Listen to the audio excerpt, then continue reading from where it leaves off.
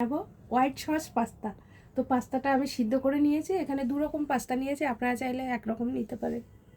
চলুন, তো পেঁয়াজটাকে খোসা ছাড়িয়ে পরিষ্কার করে ধুয়ে নিয়েছি। এখানে নিয়েছি দুটো পেঁয়াজ, একটা ক্যাপসিকাম, আর নিয়েছি রসুন ছাড়িয়ে। এখন আমি এগুলো কেটে নেব।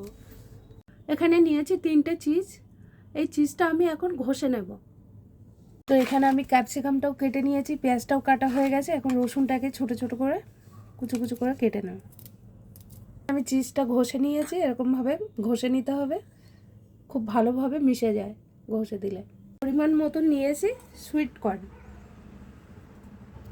পাস্তা বানানোর জন্য এখানে আমি 2 চামচ ময়দা নিয়েছি। এখানে কড়াইটা গরম হয়ে গেছে, দিয়ে দিচ্ছি সাদা তেল, খুব অল্প পরিমাণে বাটার দিয়ে দিচ্ছি। দিচ্ছি রসুন কুচি। রসুনটা ভাজতে হবে ভালো করে। ততক্ষণে আমি ময়দাটাকে একটু গুলিয়ে নিচ্ছি জল দিয়ে। তো এখানে আমি ময়দাটা দিয়ে দিচ্ছি। আমি দিয়ে দিচ্ছি দুধ।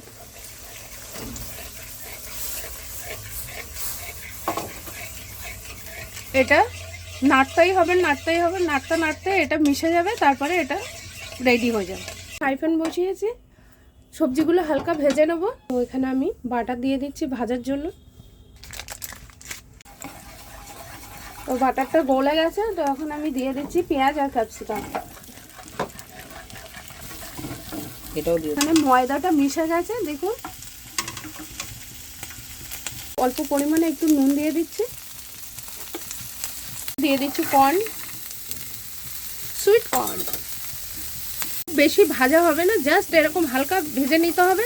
তো ভাজাটা হয়ে গেছে, আমি এখন ওখানে মিশিয়ে দিচ্ছি।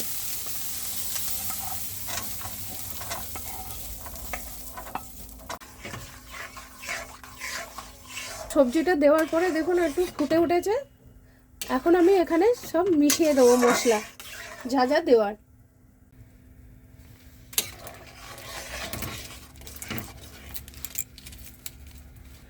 এখানে দিয়ে দিচ্ছি অরিগান।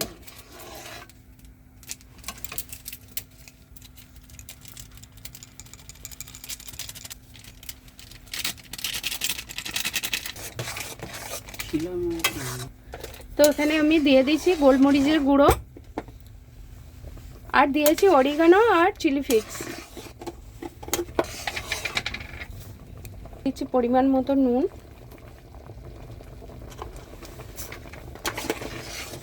দিয়ে দিচ্ছি চিজ।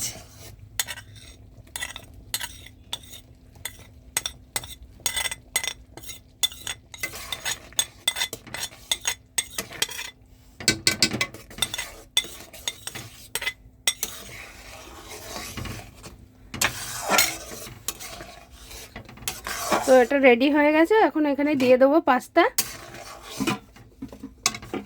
তো এখানে দিয়ে দিচ্ছি পাস্তা। পাস্তাটা দেওয়া হয়ে গেছে, খুব ভালো করে মেশাতে হবে।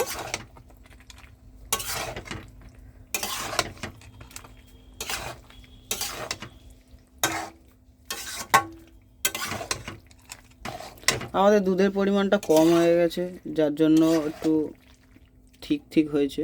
আপনারা চাইলে বেশিও দিতে পারেন, এখানে আমাদের পরিমাণ মতন আমরা দিয়েছি।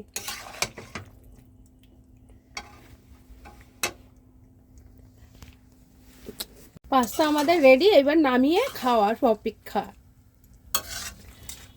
তা চলুন দেখা যাক। খেয়ে দেখুন। পাগল, কেমন হয়েছে? অনেকদিন ধরে পাস্তা খেতে ইচ্ছে করছিল। ওইগুলোই আগে খাবে।